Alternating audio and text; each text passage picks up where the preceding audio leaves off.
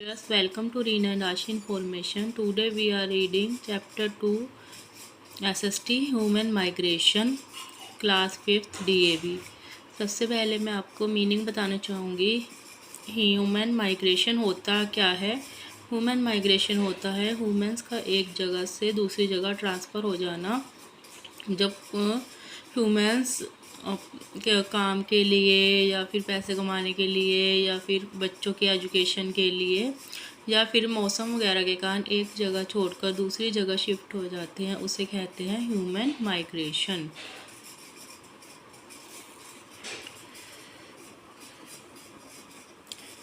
Migration is the systematic regular movement of people from one place to another. Migration जो है वो एक systematic movement है people का एक प्लेस से दूसरे प्लेस पर। Mankind and migration have been linked to each other since ancient time. Mankind है जो मतलब ह्यूमंस है और माइग्रेशन है वो एक दूसरे से लिंक्ड है। कब से? एशियन टाइम से, बहुत पुराने टाइम से एक दूसरे से जुड़े हुए हैं। Human beings would not have continued to exist without migration.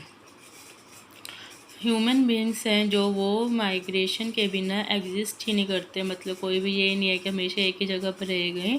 सब लोग एक स्थान को छोड़कर दूसरे स्थान पर माइग्रेट होते रहते हैं। They move from one place to another in search of food and shelter. कुछ लोग हैं जो वो एक जगह से दूसरी जगह पर किसकी तलाश में जाते हैं? फूड की और घर की तलाश में एक जगह से दूसरी जगह चले जाते हैं। The settled life began only after the man became a food producer. पहले तो लोग ऐसे ही एक जगह से दूसरी जगह घूमते रहते थे खाने की तलाश में और घर की तलाश में। पक्के घर तो होते नहीं थे पहले किसी के पास, ऐसे ही जगह जगह घूम घूम कर जो मिलता खा लेते और जहाँ जगह मिलती रह लेते। सेटल्ड लाइफ कब स्टार्ट हुई? जब वो एक फूड प्रोड्यूसर बना, जब उसने अन्न उगाना शुरू किया, उसके बाद उसने उसके पास ही घर बना के रहना शुरू कर दिया, तब से सेटल्ड लाइफ शुरू हुई। He started growing crops on a piece of land till the soil was fertile। तब उसने फसलें उगानी शुरू की, मिट्टी में फसलें उगानी शुरू की एक हिस्से पे लैंड के। जब तक वो फर्टाइल थी, मतलब उपजाऊ थी, फसलें उग रही थी, तब तक वो वहाँ रहा। Then he would abandon it and move to a new piece of land. जब यह भूमि बंजर हो गई, फसलें उगने बंद हो गई, तब वो एक जगह को छोड़कर दूसरी जगह की तलाश में निकल पड़ा। This type of practice of growing crops was knowing as shifting agriculture.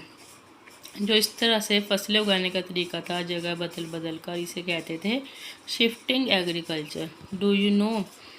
In reference to animals, migration implies their movement from one region और habitat to another to breed, grow, find food और avoid cold और hot weather. क्या आप जानते हो animals के उस reference में माइग्रेशन क्या है? माइग्रेशन क्या इम्प्लाई करता है? उस एनिमल्स क्यों एक जगह से दूसरी जगह जाते हैं? कि वो घर की तलाश में जाते हैं या फिर ग्रो करने के लिए जाते हैं, जब अपना फूड ढूंढने जाते हैं, या फिर जब उनको बहुत ज़्यादा एक प्लेस पर ठंड या गर्मी लगती है तो वो उससे बचने के लिए दूसरे प्लेस पर चले जाते हैं। अब हम पढ़ेंगे माइग्रेशन इन ओल्डन टाइम्स। पहले ज़माने में माइग्रेशन किस टाइप का होता था? In earlier times the migration was carried out within a limited area as there were no means of transport. पहले ज़माने में जो माइग्रेशन था वो एक लिमिटेड एरिया में ही होता था, एक थोड़े से एरिया में ही होता था। जैसे पूरी कंट्री में या पूरी एक स्टेट में भी पॉसिबल नहीं था, क्योंकि पहले ट्रांसपोर्ट के कोई साधन नहीं थे। इंसान को एक जगह से दूसरी जगह पैदल चल के ही जाना पड़ता था, जहाँ तक कि अपना सामान भी खुद ही कैरी करना पड़ता था। सामान कैरी करने के लिए भी कुछ ट्रांसपोर्ट नहीं था। पीपल हैड टू वॉक और कैरी देयर गुड्स। लोगों को जो है वो चल कर ही जाना पड़ता था, अपने सामान भी खुद ही उठाना पड़ता था।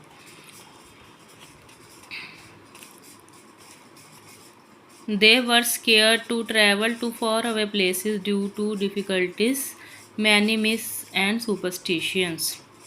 वो बहुत दूर की जगह पर ट्रैवल करने से बचते थे या फिर डरते थे, क्योंकि कई मुश्किलें आती थी इसमें, और कई उनको मिथ भी थे, कुछ सुपरस्टिशंस भी थे, अंधविश्वास भी थे। ये क्या आते हैं, हम आगे पढ़ते हैं। Some type of orthodox thinking underwent a great change with education, logical thinking and contact with other countries. Orthodox thinking क्या है, मतलब पुराने ज़माने की जो थिंकिंग थी कि ज़्यादा दूर हम नहीं जाएंगे, इसमें चेंज आया है टाइम के साथ साथ, एजुकेशन के साथ साथ। अब लोगों ने दिमाग से, लॉजिकल थिंकिंग, दिमाग से सोचना शुरू कर दिया है, और दूसरी कंट्री से जब से कांटेक्ट हुआ है तब से लोगों की ये थिंकिंग, पुरानी अंधविश्वास वाली जो थिंकिंग थी कि एक जगह से दूसरी जगह छोड़ कर जाएंगे तो ऐसा हो जाएगा वैसा हो जाएगा, वो अब चेंज हो गई है समय के साथ। During the British period Indians were encouraged to migrate, settle और work in the colonies under the British control. जब अंग्रेज़ों ने इंडिया पर अपना कब्जा कर लिया था, उसको ब्रिटिश पीरियड कहते हैं, जब वो राज कर रहे थे आज़ादी मिलने से पहले देश को। ब्रिटिश पीरियड में इंडियंस को एनकरेज किया जाता था कि, और वहीं पर जहाँ पर ब्रिटिश कंट्रोल है जिन कॉलोनियों पर, वहीं पर सेटल होने के लिए और माइग्रेट होने के लिए और वहीं पर काम करने के लिए उन्हें फोर्स किया जाता था। Many Indians signed agreements to go abroad for a fixed time. बहुत से इंडियंस ने बाहर जाने के लिए एक फ़िक्स टाइम के लिए एग्रीमेंट भी साइन किए, जैसे 1 साल के 2 साल के लिए। They had the choice to come back और permanent settle in foreign land. उनके पास चॉइस थी कि वे वापस आ सकते हैं या फिर परमानेंटली वहाँ पर रह सकते हैं। Do you know the orthodox people believe that if you travel across a sea you will lose your caste. पहले ज़माने में जो ऑर्थोडॉक्स पुरानी थिंकिंग के लोग थे वो क्या मानते थे कि अगर तुम समुंदर से ट्रैवल करोगे तो तुम अपनी कास्ट खो दोगे, तुम्हारी कास्ट चेंज हो जाएगी। According to mythology ocean is a resting place of gods and hence should not be disturbed. क्योंकि माइथोलॉजी के अनुसार, धार्मिक मान्यता के अनुसार, जो ओशियन है, समुंदर है, वो एक रेस्टिंग प्लेस था गॉड्स का, इसलिए उन्हें डिस्टर्ब नहीं किया जाना चाहिए। पहले के लोग ये मानते थे। अब यहाँ दिया गया है types of migration. Migration 2 types का होता है, वॉलंटरी माइग्रेशन और फोर्स्ड माइग्रेशन। वॉलंटरी माइग्रेशन होता है जो अपनी इच्छा से किया जाता है, हम अपनी इच्छा से एक जगह छोड़कर दूसरी जगह जाते हैं बच्चों की एजुकेशन वगैरह के लिए, उसे वॉलंटरी माइग्रेशन कहते हैं। एक होता है फोर्स्ड माइग्रेशन, जब किसी को फोर्स किया जाता है एक जगह छोड़कर दूसरी जगह जाने के लिए, तो जैसे कंपनियां वगैरह ट्रांसफ़र कर देती हैं किसी एम्प्लॉय का, या तो वो होता है forced migration. Voluntary migration is when people move to another place on their own wish और चॉइस। वॉलंटरी माइग्रेशन क्या है, जब लोग एक जगह से दूसरी जगह मूव करते हैं अपनी विश से या अपनी चॉइस से। It may be for better job, ये एक अच्छी जॉब के लिए हो सकता है। एजुकेशनल अपॉर्चुनिटी, उन्हें दूसरी जगह पर ज़्यादा अच्छी एजुकेशन अपॉर्चुनिटी मिल रही हो, और to be close to their family और friends in another village, town, city, state और कंट्री। या फिर कई बार वो अपने रिश्तेदारों के पास रहने के लिए भी रिश्तेदारों के पास शिफ्ट कर जाते हैं, दूसरे विलेज में, दूसरे टाउन में, दूसरे सिटी, स्टेट या कंट्री में, जहाँ पर उनके रिलेटिव्स रहते हैं। The Anand couple was not happy when their son Hiten was transferred to Bangalore. एक आनंद कपल था, थोड़ा ओल्ड कपल था, उनके जो बेटे का, हितेन का, ट्रांसफ़र हो गया बेंगलोर में, तो वो खुश नहीं थे। दे missed the grand children and were lonely इन पटियाला। वो अपने ग्रैंड चिल्ड्रन को मिस करते और पटियाला में बिल्कुल अकेले रह जाते। पटियाला कहाँ है, पंजाब में। तो आनंद कपल कहाँ रहता था, पंजाब में, पटियाला में। Hiten and his wife Avni also missed the companionship and help of their parents. Hiten और उनकी वाइफ अवनी भी अपने माता पिता का साथ और मिस करते और उनकी help. Their 2 children were upset as they were used to having the grandparents at home when they come back from school. उनके जो 2 बच्चे थे हितेन के, वो भी थोड़े अपसेट थे कि हम स्कूल से आते तो हमें दादा दादी नहीं दिखेंगे। So the Anand couple happily migrated to Bangalore to be with their children. इसलिए इन सब परेशानी की वजह से आनंद कपल खुद भी अपने बेटे बहू के साथ बेंगलोर ट्रांसफ़र हो गया, माइग्रेट हो गया। Look at the picture, Shankar and his friends are going to Punjab. देखिए यहाँ पर पिक्चर दी गई है, शंकर और उसके फ्रेंड्स पंजाब जा रहे हैं। They work as extra labour during sowing and harvesting season. वो एक्स्ट्रा लेबर वर्क करते हैं जब पंजाब में बीज बोने का और फसल काटने का टाइम होता है। This is known as seasonal employment. इसे सीजनल एम्प्लॉयमेंट कहते हैं। Do you know the Gujjars of Jammu and Kashmir and Dhangars of Maharashtra are nomads. क्या आप जानते हो जो जम्मू कश्मीर के गुज्जर है और महाराष्ट्र के धंगर्स हैं वो नोमैड्स हैं। नोमैड्स क्या होते हैं, जो एक बड़ी सी गाड़ी में, जैसे बैलगाड़ी वगैरह या घोड़ा गाड़ी में अपना सामान लाद के हर टाइम घूमते रहते हैं।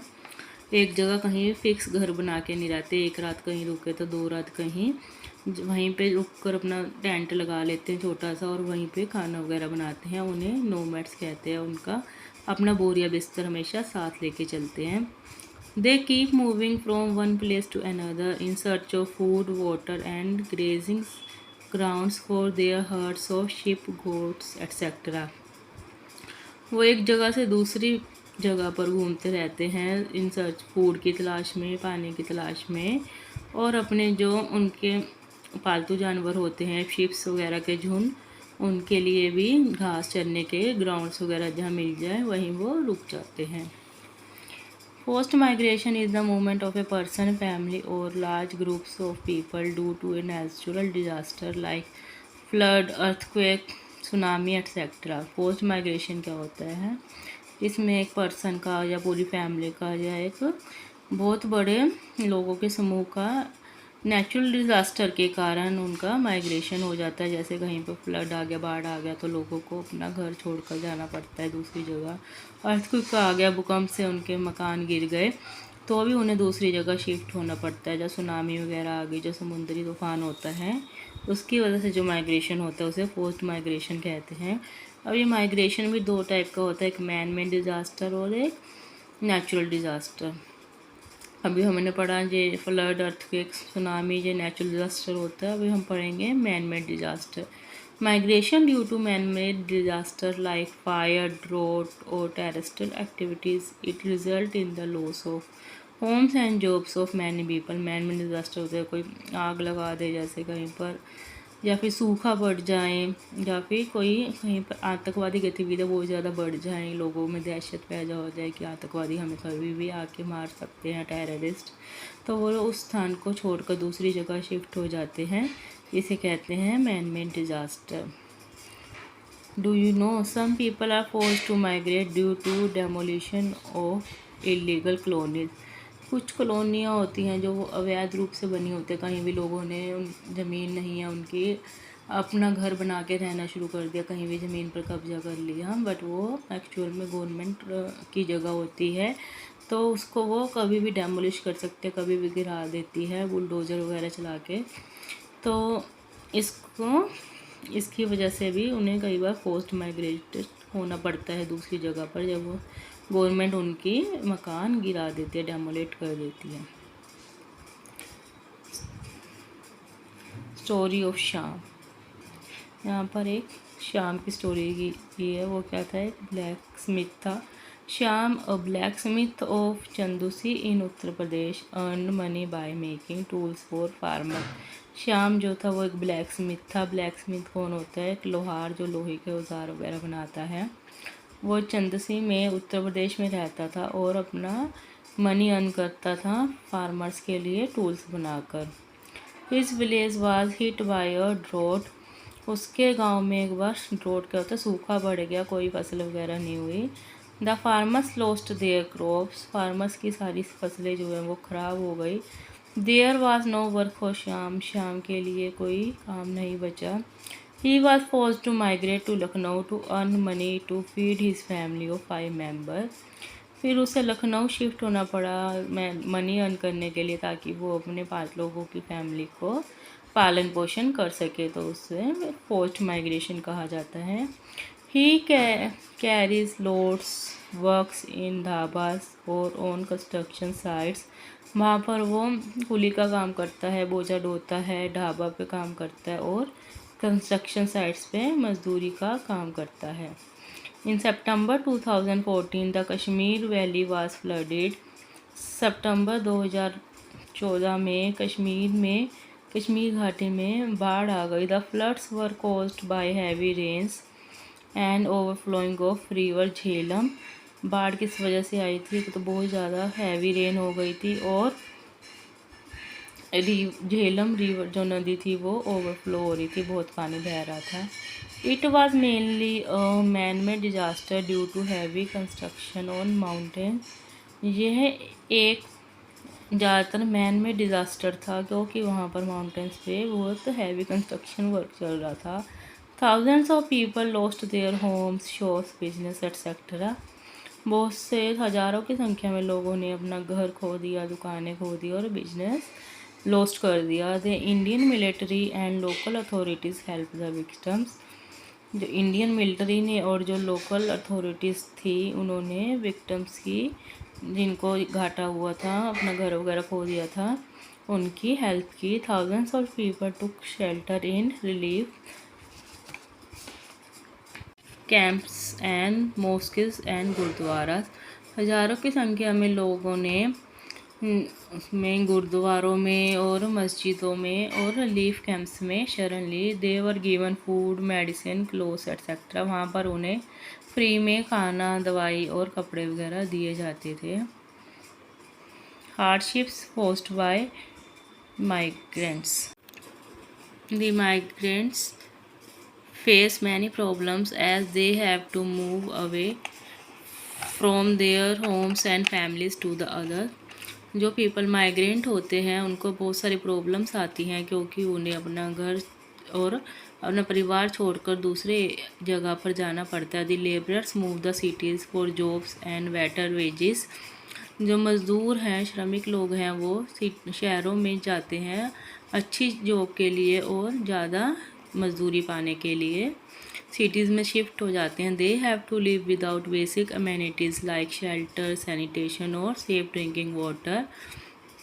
उन्हें बेसिक जो ज़रूरतें होती हैं इंसान की, जैसे घर, साफ़ सफाई और पीने का साफ़ पानी, इनके बिना ही गुजारा करना पड़ता है। The condition is verse when they migrate with their families. Condition और भी ज़्यादा वर्स मतलब बुरी हो जाती है जब वो अपनी फैमिली को साथ लेकर माइग्रेट होते हैं। The women have to hard work.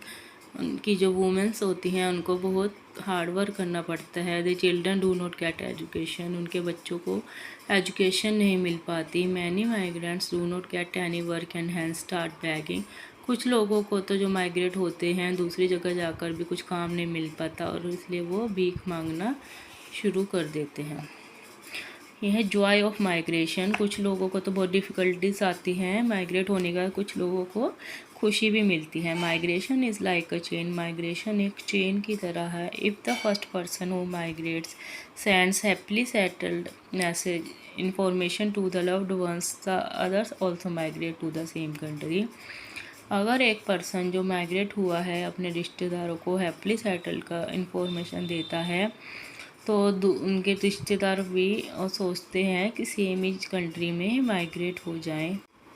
Migration brings happiness to many people. Migration बहुत से लोगों के लिए हैप्पीनेस भी लाती है। They see new places, experience climate that suits them, learn about new customs, traditions, cuisines, dresses, dances, music etcetera. वो नए प्लेसेस देखते हैं, नए मौसम का मज़ा लेते हैं जो उन्हें सूट करता है, नए नए ट्रेडिशन, दूसरी जगह के ट्रेडिशन फॉलो करते हैं, नया नया खाना खाते हैं दूसरी जगह की नई ड्रेसेस पहनने एंजॉय करते हैं, वहाँ का डांस एंजॉय करते हैं, म्यूज़िक वगैरह एंजॉय करते हैं। इसलिए कुछ लोगों के लिए हैप्पी फीलिंग भी लाता है माइग्रेशन। अब हम पढ़ेंगे animal migration. Animal migrate with change in seasons. Animals कब माइग्रेट करते हैं? जब सीजन में चेंज होता है। बहुत ज़्यादा ठंड आ गई तो वो दूसरे प्लेस पे शिफ्ट हो जाते हैं गर्मी वाला पे। अगर किसी प्लेस पे बहुत ज़्यादा गर्मी है तो वो थोड़े से ठंडी स्थानों पर शिफ्ट हो जाते हैं। They migrate to find warmer weather, better food supply और safe place to give birth to their young. जब उन्हें अपने बच्चे पैदा करने होते हैं तो वो थोड़े गर्म जगहों पर चले जाते हैं और जहाँ पर ज़्यादा फूड सप्लाई मिल सके और वहाँ पर सेफ भी हो, जंगली जानवरों वगैरह का खतरा ना हो, वहाँ पर वो शिफ्ट हो जाते हैं। Animals do not follow a map और जीपीएस। एनिमल्स कोई भी मैप या जीपीएस वगैरह फॉलो नहीं करते। They know which direction to follow. उन्हें अपना पता है कि किस डायरेक्शन में जाना है। They learn this from their parents and have a special sense. वो अपने माता पिता से सीखते हैं और उनके पास एक स्पेशल सेंस होती है जिसके थ्रू उन्हें रास्ता अपने पता चल जाता है। Caribou live in snow covered areas. Caribou जो एनिमल है वो स्नो कवर्ड एरियाज में रहते हैं। They migrate to warmer areas. वो वार्मर एरियाज में माइग्रेट हो जाते हैं। Wildebeests of Africa migrate in search of green pastures, crossing many crocodile filled rivers. Wildebeests है जो अफ्रीका के, वो ग्रीन पास्चर्स की सर्च में क्रोकोडाइल से भरी हुई नदियाँ भी पार कर लेते हैं। The great migration is known as one of the 7 wonders of the natural world. जो ग्रेट माइग्रेशन है जो वो क्रोकोडाइल से भरी हुई नदियाँ पार करते हैं, इसे 7 wonders of the natural world कहा जाता है। ये देखिए वाइल्ड बीस्ट माइग्रेट हो रहे हैं, एक जगह से दूसरी जगह जा रहे हैं।